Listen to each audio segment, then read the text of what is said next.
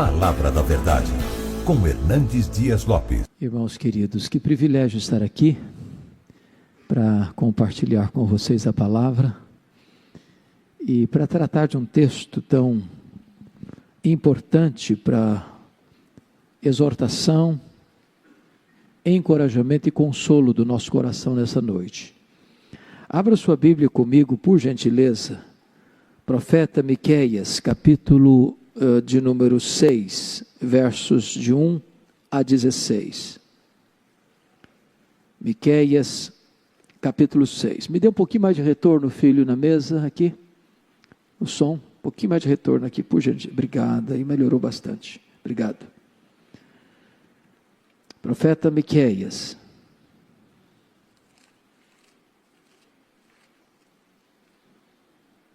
Capítulo 6. Versos de 1 a 16.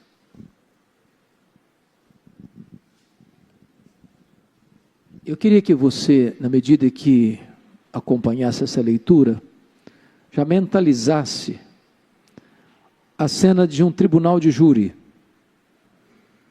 Porque é exatamente isso que está acontecendo aqui. Deus está chamando o seu povo, Deus está colocando o seu povo numa espécie de banco dos réus, e Deus está julgando a nação.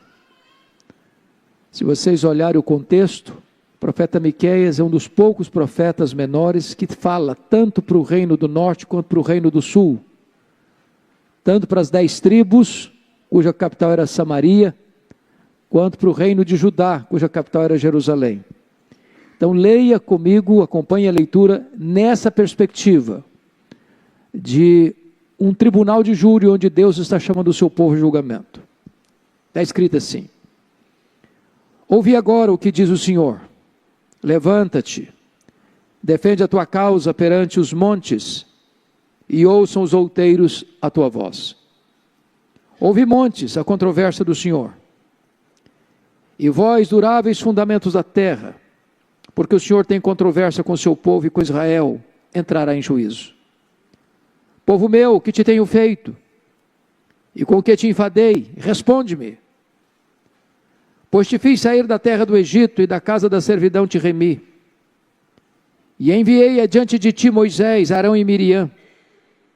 Povo meu, lembra-te agora do que maquinou Balaque, rei de Moabe, e do que lhe respondeu Balaão, filho de Beor, e do que aconteceu desde Sitim até Gilgal, para que conheças os atos de justiça do Senhor. Com que me apresentarei ao Senhor e me inclinarei ante o Deus excelso? Virei perante ele com holocaustos, com bezerros de um ano? Agradar-se ao Senhor de milhares de carneiro, de 10.000 ribeiros de azeite? Darei meu primogênito pela minha transgressão, o fruto do meu corpo pelo pecado e da minha alma? Ele te declarou, o homem, o que é bom, e o que é que o Senhor pede de ti: que pratiques a justiça, e ames a misericórdia, e andes humildemente com o teu Deus.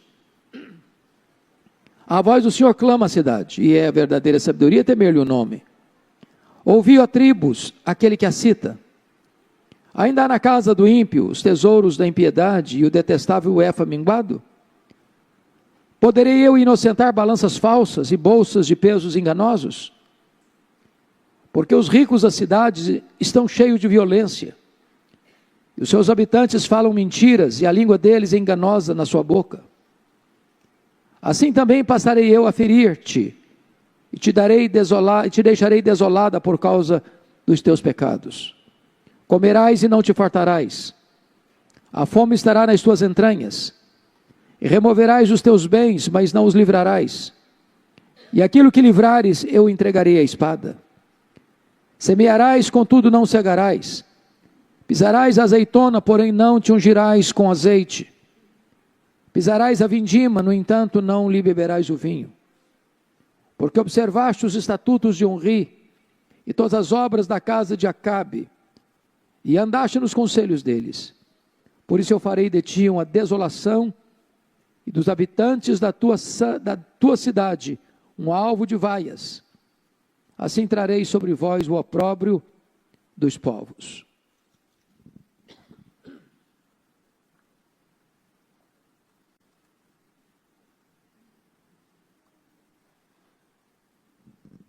Meus irmãos, uma das razões eloquentes de que a Bíblia é muito mais do que um mero livro humano, que é o livro de Deus, inspirado por Deus, que não é sazonal, temporal, mas é eterno, é que quando você lê Miqueias, bem como outros profetas menores e maiores, a percepção que você tem é que você está fazendo uma radiografia, um diagnóstico muito preciso, muito meticuloso do que você e eu estamos vivendo hoje. Talvez Miqueias seja mais atual do que a Tribuna, a Gazeta, o Globo, a Folha de São Paulo, o Estadão, ou os periódicos que circulam nas bancas, ou os noticiários que chegam pelos meios de comunicação de massa. O que Miqueias está fazendo aqui, antes de introduzir esta cena do tribunal de júri, onde o povo de Deus é chamado, é convocado, é intimado para esta sala do julgamento, é que ele vai fazer uma espécie de análise profunda de como estava a sociedade daquele tempo. Se você olhar comigo no capítulo 1, no verso 1, ele está dizendo: palavra do Senhor, que em visão veio a Miqueias, morastita, dos dias de Jotão, Acais e Ezequias, reis de Judá, sobre Samaria e Jerusalém. Ou seja, ele está falando para toda a nação, não apenas para as 2 tribos do sul, do reino de Judá, cuja capital era Jerusalém, mas ele está falando também para as 10 tribos do norte, cuja capital era Samaria. Você pode notar isso no capítulo 1, versículo 5. Tudo isto por causa da transgressão de Jacó e dos pecados da casa de Israel. Qual é a transgressão de Jacó? Não é Samaria? E quais os altos de Judá? Não é Jerusalém? Então, o diagnóstico que ele traça é da nação de Israel, das duas tribos do sul e das 10 tribos do norte, é de toda a nação. Mas o diagnóstico que nós vamos entrar agora, que ele vai fazer antes de entrar no texto lido, parece-nos que ele está fazendo um diagnóstico de Brasília, de Vitória, de São Paulo, do Rio de Janeiro, de Nova York, de Paris, de Tóquio, de Pequim. Os problemas vividos naquele tempo, tão distante de nós, há 2.700 anos, são os mesmos problemas que nós enfrentamos agora. O coração do homem é corrupto, desde o Éden.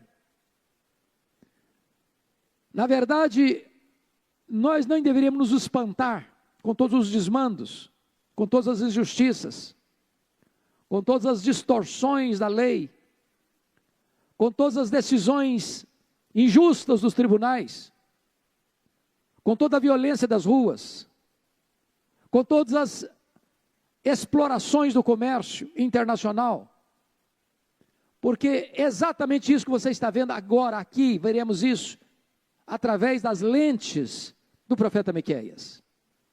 Então eu chamo a sua atenção para olhar comigo qual o diagnóstico que ele traça do povo de Israel, e qual o diagnóstico que ele traça da sociedade brasileira, melhor dizendo, qual o diagnóstico que ele traça do seu coração, do meu coração, do nosso coração nesta noite. Então vejamos em primeiro lugar que Miqueias denuncia o que nós chamamos de o aparelhamento do Estado para a corrupção. Olha o capítulo 2, verso 1 comigo. Ai daqueles que no seu leito maquinam, imaginam a iniquidade e maquinam o mal.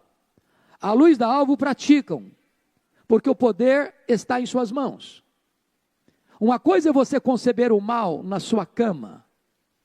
Outra coisa é você ter poder, controle do sistema, para que o mal que você concebeu, você o opere, você o realize, porque o poder de fazê-lo está nas suas mãos. Nós chamamos isso de aparelhamento do Estado para a corrupção. Os homens maquinam o mal, e os homens têm o poder de praticar o mal, porque todo o sistema, todo o esquema está no controle deles, nas suas mãos. Isso já existia há 2.700 anos. Segundo lugar, Miqueias denuncia o que nós chamamos hoje, meus irmãos, de uma inversão de valores. Você olha para a sociedade hoje, você não vê isso não? As pessoas aplaudem o que deveriam ter vergonha. As pessoas promovem aquilo que devia ser proibido. As pessoas escarnecem da virtude. Olha comigo o capítulo 3, versículo 2a. Os que aborreceis o bem e amais o mal. Note você que não se trata aqui de racionalidade, não é razão, é paixão. As pessoas não odeiam o bem porque o bem é mal. Há um ódio, há uma paixão por trás. A visão está torcida, os valores estão invertidos. As pessoas estão aborrecendo o bem. E as pessoas estão amando o mal. O coração está envolvido, o coração corrompido está envolvido.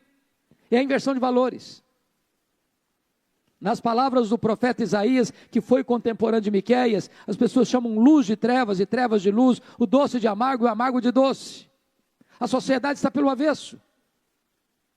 Aquilo que é digno, aquilo que é puro, aquilo que é legítimo, aquilo que é santo, aquilo que é recomendável, a sociedade escarnece. Aquilo que é vil, aquilo que é vergonhoso, aquilo que traz opróbrio, vergonha, derrota, fracasso, a sociedade promove. Os meios de comunicação promovem. Até as leis sustentam. Porque a sociedade está com seus valores invertidos. Isso era 2.500 anos. Parece que eu estou fazendo um diagnóstico do Brasil, da nossa realidade. Mas em terceiro lugar, Miqueias denuncia, meus irmãos, a exploração, e ele vai usar uma palavra muito pesada aqui, e eu vou pedir permissão a vocês para dizer isso, uma exploração canibal.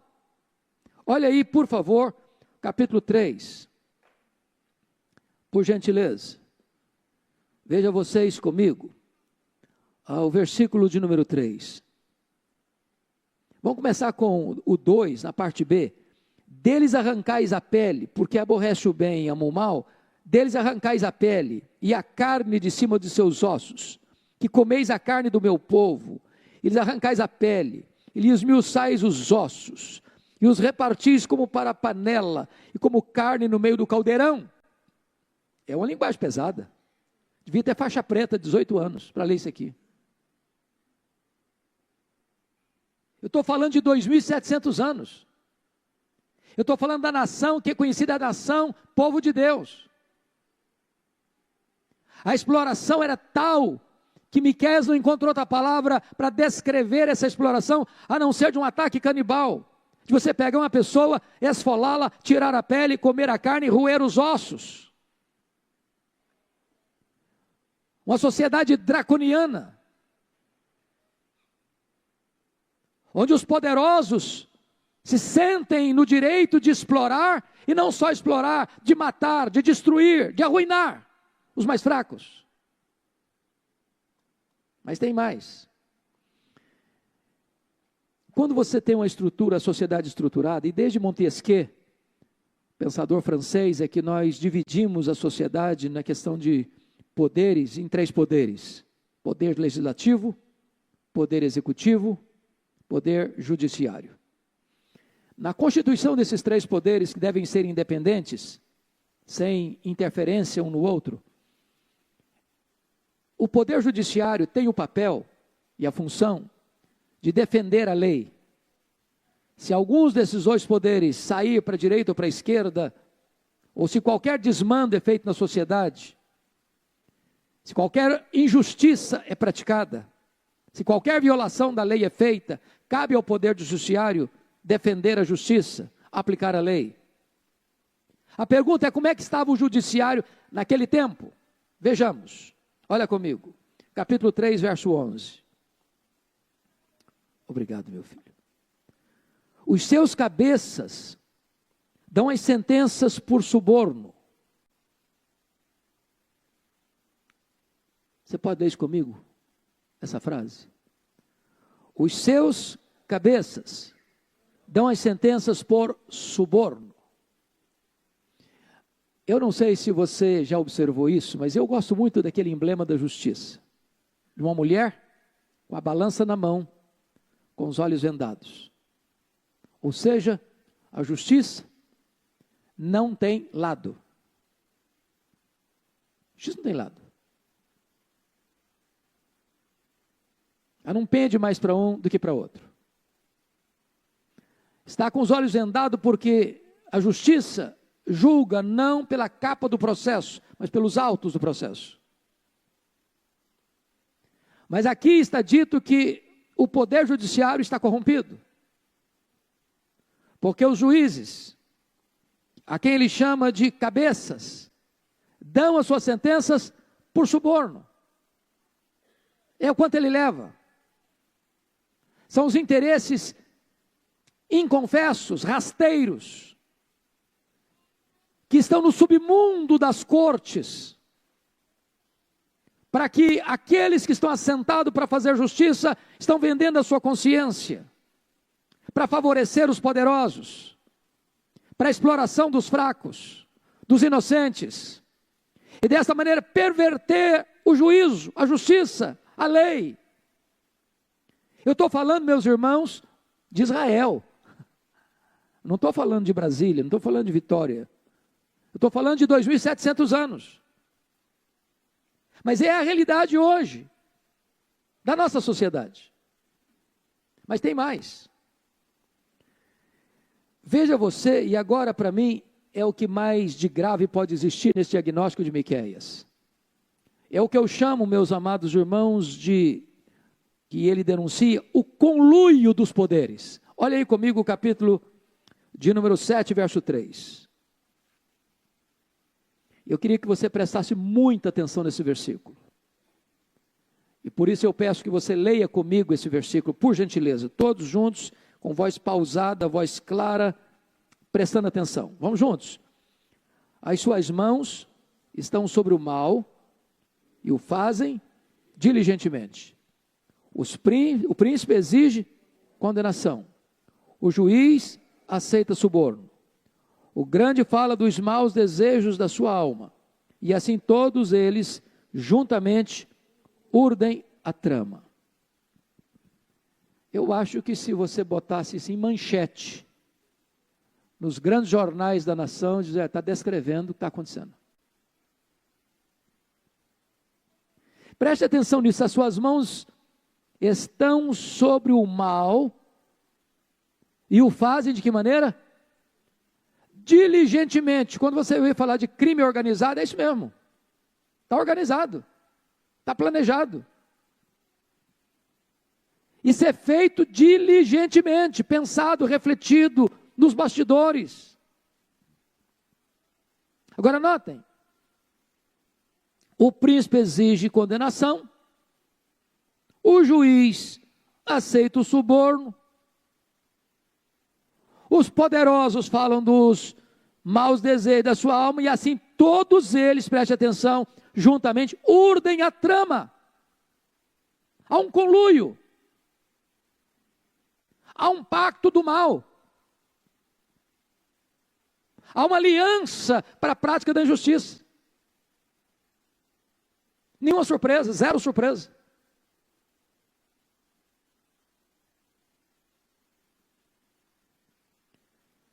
Se uma pessoa não tiver nada a ver com Bíblia, nunca escutou Bíblia, nunca falou de Bíblia, e lê esse versículo aqui, ele vai pensar que nós estamos fazendo uma descrição do que está acontecendo hoje, aqui no nosso país, na América, na Europa, na Ásia, na África. É o diagnóstico da sociedade contemporânea. O conluio dos poderes para a prática do mal. Bom, mas tem mais. Porque numa situação dessa, você vai dizer o seguinte, bom, já que a sociedade está corrompida, os poderes constituídos estão corrompidos, o legislativo, o executivo, o judiciário, tem uma reserva moral na nação. E qual é a reserva moral da nação? A igreja, a religião. Essa não se corrompe, essa não se vende. Será? Será? Qual o diagnóstico dele? Vejamos. Olha como é que ele descreve a religião, os religiosos. Capítulo 3, verso 5, confira aí comigo. Assim diz o Senhor, acerca dos profetas que fazem errar o meu povo, e que clamam paz quando têm o que mastigar, mas apregam a guerra santa contra aqueles que nada lhes metem na boca. Profetas da conveniência, que pregam o que é gostoso de ouvir, porque foram subornados por dinheiro. O vetor que os move a pregar é o dinheiro. São mercantilistas da fé. Não tem compromisso com a palavra de Deus, com a verdade de Deus. Eles querem encher a boca e os bolsos. Mas olha comigo o capítulo de número 3, versículo 11. Os seus cabeças dão sentenças por suborno, os seus sacerdotes ensinam por interesse, os seus profetas adivinham por dinheiro. E ainda se encostam o Senhor dizendo, não está o Senhor no meio de nós? Nenhum mal nos sobrevirá. Eles pregam uma mensagem extremamente otimista, boa, agradável, de riqueza, de prosperidade, de sucesso. Está tudo muito bem, Deus está com a gente, não vai acontecer nada não. A nação indo para o buraco, a nação indo para o inferno, a nação indo para o cativeiro, a miséria campeando para todo lado, não está tudo bem com a gente. Maquiando a verdade, pregando uma mentira. Meus irmãos, quando a própria religião se corrompe, a situação está muito grave. Muito grave. Mas tem mais. Você pode dizer, bom, já que os poderes constituídos estão corrompidos, já que a própria religião está corrompida, ainda existe uma reserva moral. E qual é a reserva moral? A família. A família. Como é que estava a família? Como é que estava a família? Confira comigo. Olha aí. Capítulo 7, verso 6. Porque o filho despreza o pai, a filha se levanta contra a mãe, a nora contra a sogra. Os inimigos do homem são os da sua própria casa. Bom, então agora acabou mesmo. Agora a vaca foi para o brejo mesmo. Porque a família é um pé de guerra. A família está desunida, desestruturada. E o que você percebe é que a família lá estava sendo atacada, e é hoje também. Parece que hoje tem que ser uma família disfuncional para ser uma família normal. Porque se for direitinho, bonitinho, marido e mulher, filhos, não, isso aí está esquisito, está jurássico. Está fora do padrão moderno.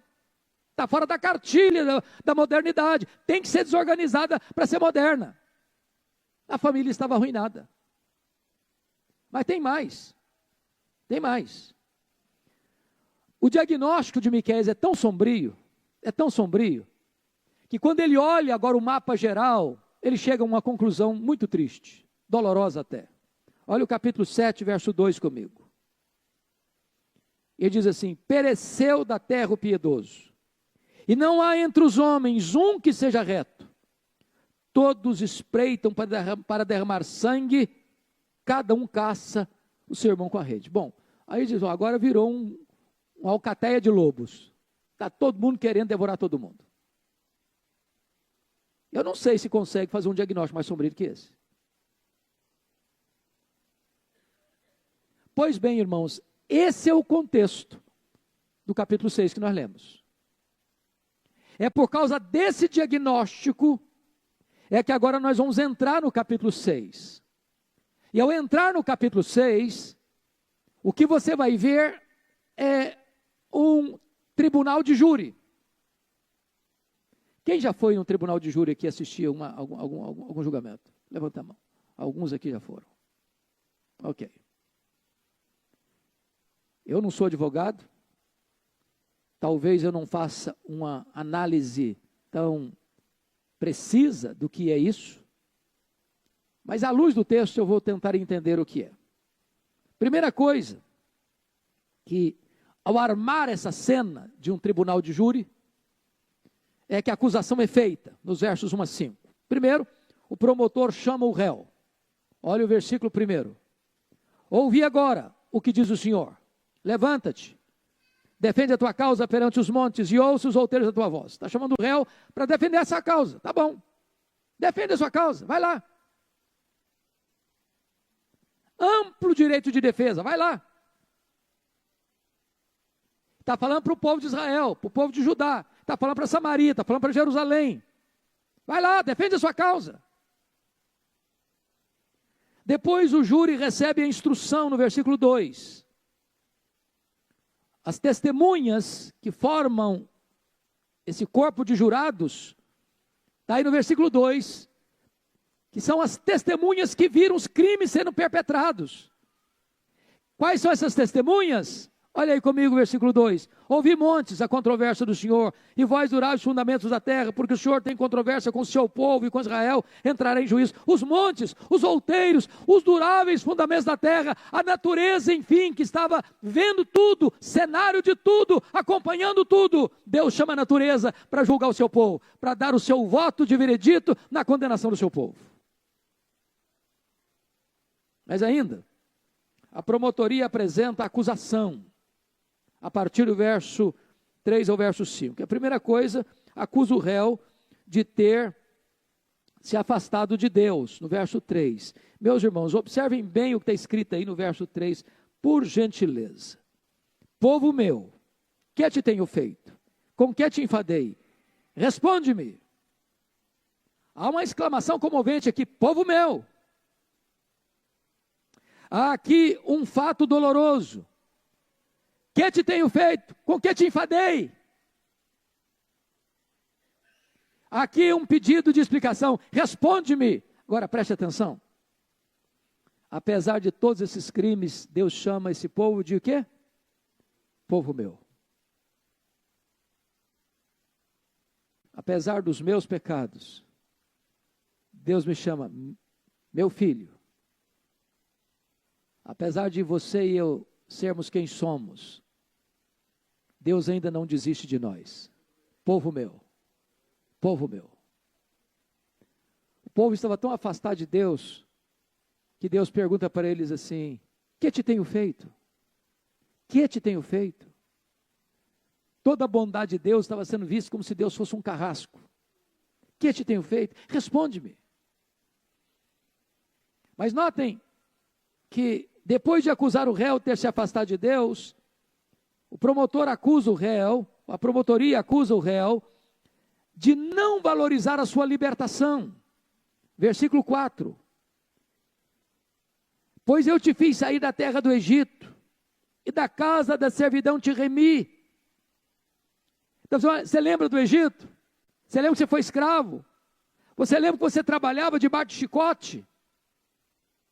Pois eu tirei você de lá, eu arranquei você de lá, eu remi você. Agora pare para pensar agora na sua vida. Nós estávamos perdidos, nós estávamos mortos, nós estávamos na garra do diabo, nós estávamos no império das trevas, nós estávamos mortos nos nossos delitos e pecados, nós estávamos depravados, condenados, e o Senhor foi lá e nos tirou com mão forte e poderosa, e Ele nos perdoou, e Ele nos remiu, e Ele nos lavou, e Ele nos fez filhos seus. O promotor está acusando o réu aqui de não valorizar a sua libertação, a sua redenção.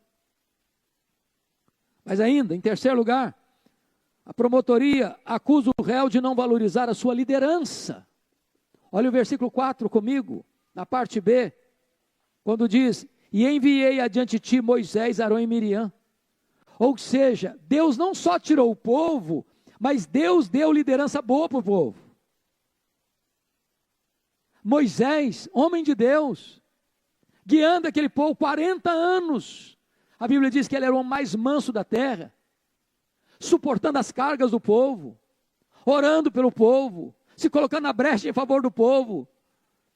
E agora Israel olha e não valoriza a sua liderança, não prestigia a sua liderança, se rebela contra a sua liderança, fala mal da sua liderança, se insurge contra a sua liderança. Mas mais, a promotoria acusa o réu de não valorizar as bênçãos. Olha o versículo 5. Povo meu, lembra-te agora do que maquinou Balaque, rei de Moabe, e do que lhe respondeu Balaão, filho de Beor, do que aconteceu desde Sitim até Gilgal, para que conheça os atos de justiça do Senhor. Duas coisas aqui. Primeiro, você e eu ainda temos esse problema. Nossa memória é curta para lembrar as bênçãos. A gente se esquece rápido. Afiada para reclamar, para murmurar. Lembra-te de que Balaque contratou um profeta para falar mal de vocês, para amaldiçoar vocês, e ele não conseguiu. Porque ninguém pode amaldiçoar a quem Deus abençoa. E o povo era abençoado por Deus. Lembra-te que desde Sitim até Gilgal, o que é Sitim e Gilgal? O que esses dois nomes significam? Sitim foi onde eles começaram a caminhada pelo deserto. Gilgal foi onde eles chegaram na terra prometida, e agora a terra está produzindo frutos excelentes, e cessou o maná, ou seja, do começo ao fim da jornada, eu fui com vocês, eu abençoei vocês, desceu o maná do céu, brotou água da rocha, teve coluna de nuvem de dia, teve coluna de fogo de noite, as roupas não envelheceram no corpo, as sandálias não envelheceram nos pés, eu derrotei os seus inimigos, eu levei vocês o tempo todo. Lembra disso?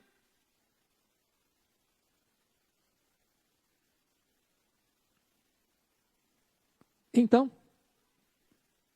depois que a promotoria acusa o réu, agora o réu tem direito de defesa. Não consta aqui se é um advogado de defesa ou se é o próprio réu que tem a liberdade de fazer sua própria defesa. Mas veja você comigo, qual é a defesa nos versos 6 e 7. Primeiro, olha aí o versículo 7. Agradar-se ao Senhor de milhares de carneiros.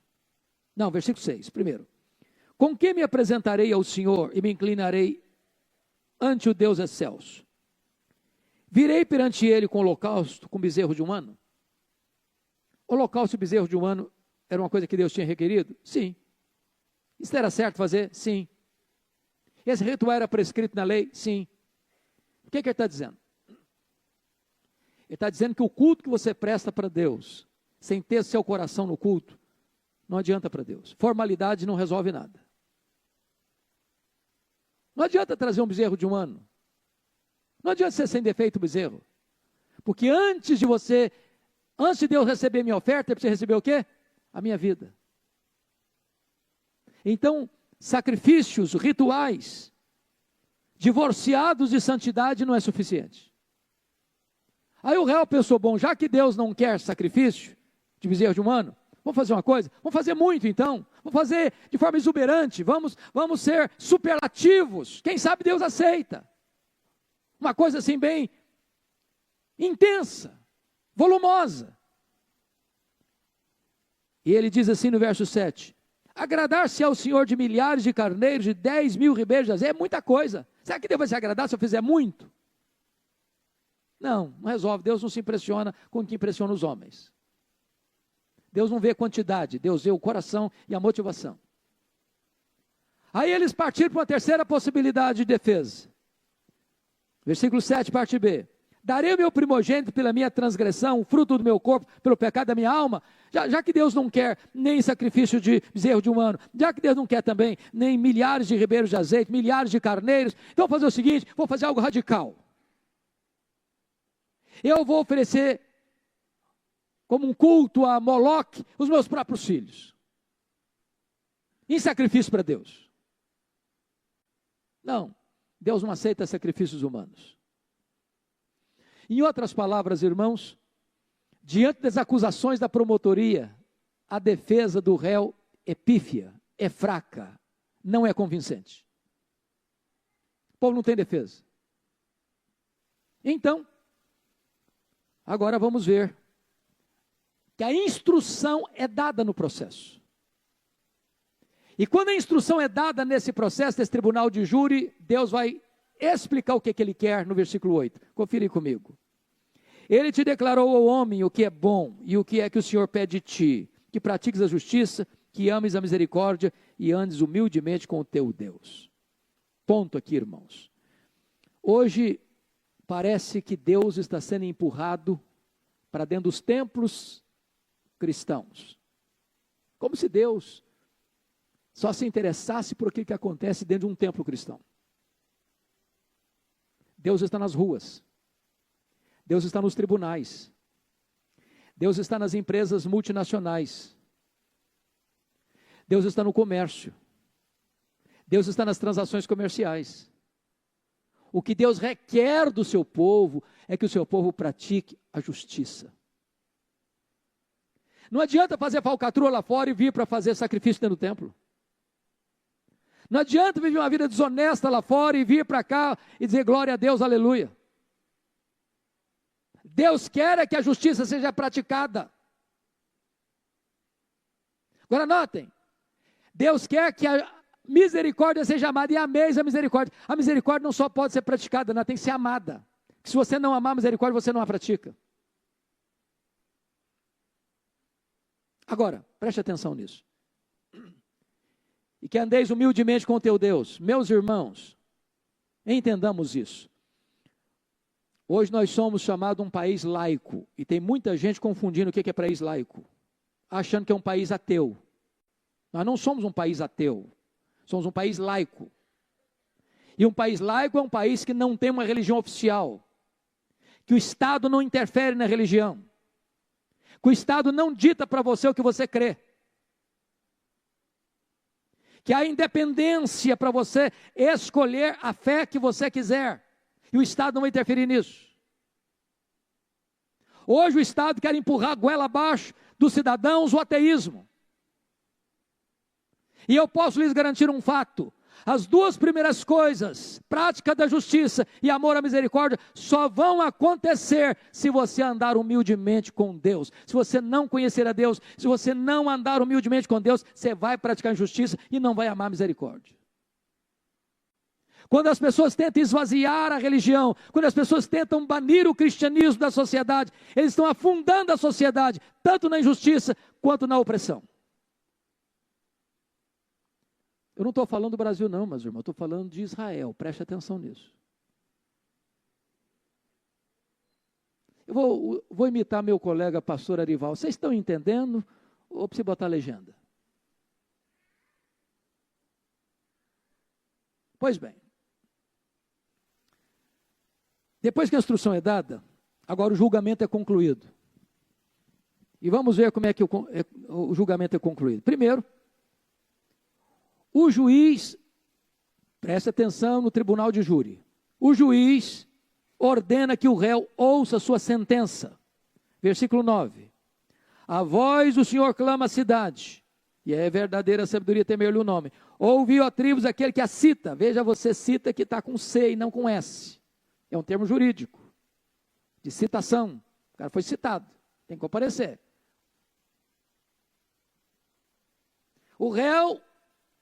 O juiz mostra os dispositivos que o réu infringiu da lei.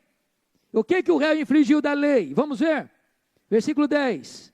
Primeiro, o crime das riquezas mal adquiridas. Versículo 10. Ainda há na casa do ímpio os tesouros da impiedade. O que ele está dizendo? O que o juiz está condenando o réu aqui? É que o dinheiro que ele juntou é sujo. Dinheiro de corrupção, de falcatrua.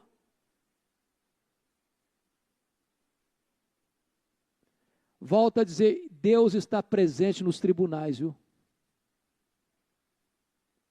Deus é Deus lá das cortes, Deus é Deus lá do legislativo, Deus é Deus lá do executivo, Deus é Deus lá das transações comerciais. Deus não é Deus apenas de templos religiosos, Ele é o Senhor de toda a terra. Segundo, o juiz revela o crime dos mecanismos de corrupção no comércio. Olha comigo o verso 10, a parte B e o 11. E o detestável é faminguado, poderei eu inocentar balanças falsas e pesos, e bolsas e pesos enganosos? O que ele está falando, irmãos? Está falando de comércio. Ele está falando do cidadão que você vai comprar 1 quilo de carne no supermercado e ele te vende 900 gramas. Entrega 900 gramas, mas você paga 1 quilo. Ele está dizendo que você vai lá no supermercado comprar 5 quilos de arroz, e quando na verdade você está levando para casa é 4 quilos e 800 gramas. O que ele está dizendo é que tem gente corrompendo medidas e pesos para ter lucro desonesto. Bom, mas Paulo, isso não é espiritual. É espiritual sim. Deus está lá, Deus está vendo, e Deus se importa. Deus se importa, irmãos, quando sentenças são vendidas. Deus se importa quando deputados e senadores são comprados. Deus se importa quando o comércio se corrompe. Nós não podemos isolar a vida espiritual da realidade da vida lá fora, onde as coisas estão acontecendo, no mercado, nas cortes, nos parlamentos, nos palácios, nas ruas.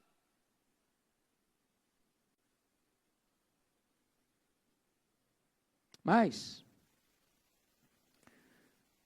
o juiz, ao retratar e revelar os dispositivos que foram infringidos, ele retrata o crime da violência contra os pobres, no versículo 12, olha aí comigo. Porque os ricos da cidade estão cheios de violência, e os seus habitantes falam mentiras, e a língua deles é enganosa na sua boca. Ou seja, o pobre, e aqui o pobre na linguagem de Israel era todos aqueles que às vezes eram desassistidos, os órfãos, as viúvas, os que não tinham vez, os que não tinham voz.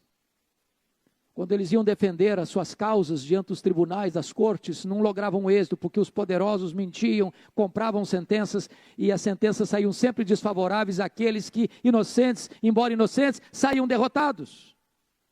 E Deus está olhando, e Deus está vendo. Então, diante desse julgamento, da conclusão do julgamento, então agora o juiz vai aplicar a sentença. E a primeira coisa, meus irmãos, é que o réu vai colher o que ele plantou. Olha o versículo 13 comigo. Assim também passarei eu a ferir-te, e te deixarei desolada por causa dos teus pecados. Quem feriu vai ser ferido. Quem deixou na desolação vai ficar desolado. Só que o braço que vai acionar a justiça não é o braço humano, é o braço divino. A mim me pertence a vingança, diz o Senhor, eu retribuirei. Segundo, o réu vai experimentar uma insatisfação crônica. Olha comigo o verso de número 14.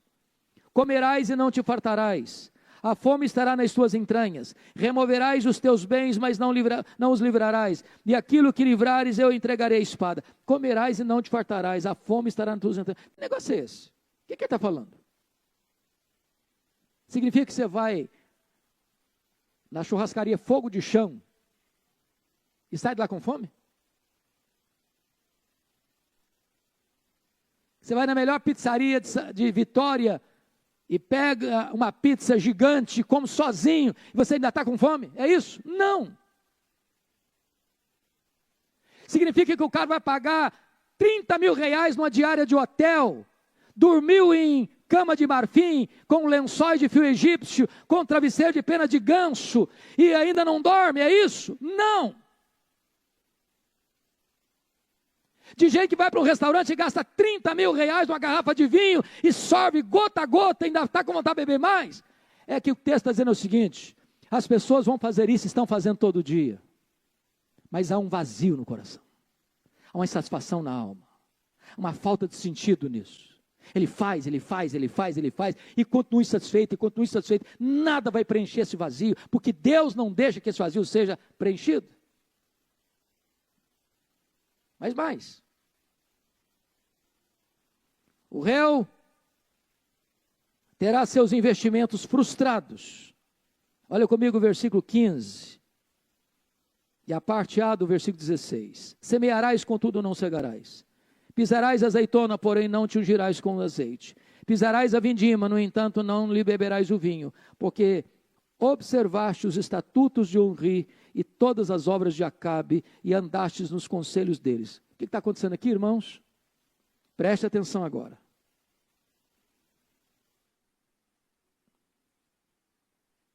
Sempre que o establishment, sempre que o Estado promove a falsa religião, ele está corrompendo a sociedade. Sabe por quê? Porque a ética é filha da teologia. Por que que tanto Israel quanto o Judá estão nesse caminho de injustiça, de violência, de opressão? Porque lá atrás, eles seguiram os caminhos, os ensinamentos de homens maus, Onri e Acabe. Aqueles que implementaram o culto a Baal e abandonaram a Deus. Sempre que o Deus verdadeiro é tirado, o Deus falso entra. Não tem ética boa onde a teologia é errada. Onde prospera a falsa religião, aí não tem como prosperar a justiça, a misericórdia. Não tem. E o que Deus vai fazer? O que Deus vai fazer é o que está escrito aí, meus amados irmãos. Semearás e não cegarás, pisarás a azeitona, mas não te ungirás com azeite, pisarás a vindima, no entanto não lhe beberás o vinho. Em outras palavras, vai ter um investimento frustrado. Eu fico imaginando que nesse sentido é que a Bíblia menciona que o bom nome vale mais do que riquezas. O que adianta uma pessoa ganhar muito dinheiro, juntar muito dinheiro nos paraísos fiscais e não poder andar na rua?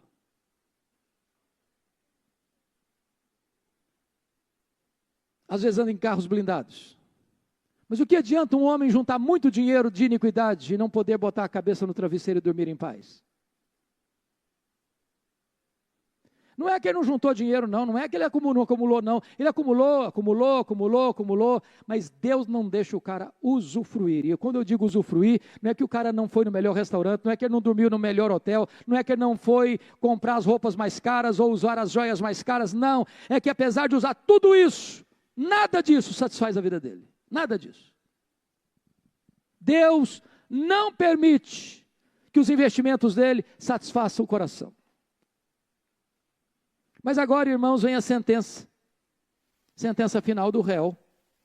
E a sentença final do réu aqui são 70 anos de prisão. Olha comigo o último versículo, parte B. Por isso, eu farei de ti uma desolação, dos habitantes da tua cidade um alvo de vaias, assim trarei sobre vós o opróbrio dos povos. De certa forma, Miqueias, que profetizou tanto para o reino do sul quanto para o reino do norte, tanto para Jerusalém quanto para Samaria, ele está profetizando aqui os dois cativeiros. Samaria, 722, quando a Síria levou Samaria embora. Jerusalém, 586, quando a Babilônia tomou Jerusalém, destruiu Jerusalém, e tudo que eles juntaram, tudo que eles construíram, todos os seus bens, todas as suas riquezas, foram levados embora para a Babilônia. 70 anos de prisão, de cativeiro. A Bíblia diz que o salário do pecado é a morte. Só o louco zomba do pecado. Bom, queridos, parece que a mensagem de Miqueias é sombria demais. Dolorosa demais. Quase que desastrosa demais. Mas louvado seja Deus. O Senhor ainda diz para esse povo: povo meu, que te tenho feito? Responde-me. E nesse caos, Deus traz uma palavra de esperança. Deus não diz isso ao seu povo. No meio de reis maus, de profetas vendidos, de sacerdotes comprados, de religião corrompida, de famílias desunidas, da impiedade estar ausente das ruas, há uma promessa, irmãos, gloriosa neste livro, capítulo 5, verso 2, confira comigo.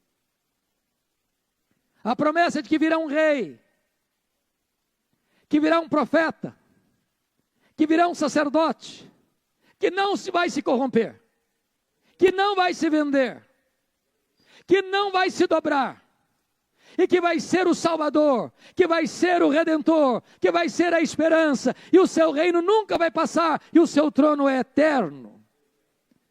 Capítulo 5, verso 2 diz: eu e tu, Belém Efrata, pequena demais para figurar como grupo de milhares de Judá. De ti me sairá o que há de reinar em Israel, e cujas origens são desde os tempos antigos, desde os dias da eternidade. Ele profetiza a vinda do Messias, a vinda do nosso glorioso Redentor, Jesus Cristo, nosso Senhor. Mas, talvez você olhe, e esse povo pecador, o que vai fazer? Ô irmãos, o salmista já disse, se Deus observar iniquidade, quem sobreviverá, Senhor? Se Deus me tratar segundo os meus pecados, eu pereço. Se Deus tratar você segundo os seus pecados, você perece. Então o que é que Deus vai oferecer para essa nação? Olha o capítulo 7, por favor. Versículos 18 e 19. Olha aí, por gentileza. Vamos ler juntos, por gentileza, esses dois versos? Comigo, a uma só voz, vamos juntos? Quem, ó Deus, é semelhante a ti, que perdoas a iniquidade e te esqueces da transgressão do restante da tua herança.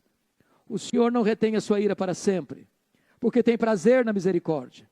Tornará a ter compaixão de nós, pisará os pés a nossas iniquidades e lançará todos os nossos pecados nas profundezas do mar. Esse Deus é rico em perdoar e tem prazer na misericórdia. Ele pega os nossos pecados e os lança nas profundezas do mar. Nas palavras de Corritembum, ainda coloca uma placa aí, é proibido pescar aqui. Deus desfaz os nossos pecados como uma névoa. Deus lança os nossos pecados para trás das suas costas. Deus afasta de nós as nossas transgressões, como o Oriente se afasta do Ocidente. O sangue de Jesus nos lava e nos purifica de todo pecado. Deus nos oferece salvação, perdão, libertação, redenção, vida nova, louvado seja o Senhor. Há esperança para nós. Há esperança para nós. Mas talvez você pergunte assim, bom, e eu faço o que agora? O que eu, estou aqui no Conexão, 3 de junho de 2023, o que é que eu faço? A resposta está aí no capítulo 7, verso 7, eu peço que você fique em pé para ler esse texto comigo. É uma decisão pessoal. Nós traçamos um diagnóstico de Israel, um diagnóstico do Brasil, um diagnóstico dos poderes constituídos, um diagnóstico da religião, um diagnóstico da família, um diagnóstico pessoal. Nós encontramos um tribunal de júri, onde Deus convoca o seu povo para esse tribunal, onde Deus dá a ele ampla defesa, direito de ampla defesa, onde Deus faz a acusação e aplica a sentença. Mas agora a decisão é sua, é individual, é intransferível. E a decisão pessoal está no 7:7, está escrito assim, eu, porém, para o Senhor, e esperarei no Deus da minha salvação. O meu Deus me ouvirá. Eu, porém, olharei para o Senhor. Eu olharei para o Senhor. Numa crise tão grande que o Brasil atravessa, você vai dizer, eu olharei para o Senhor. Eu olharei para o Senhor. É Ele que pode nos socorrer. E Ele diz mais, eu esperarei no Deus da minha salvação, louvado seja Deus. Ele me ouvirá. Ele me ouvirá. Que Deus nos abençoe. Amém.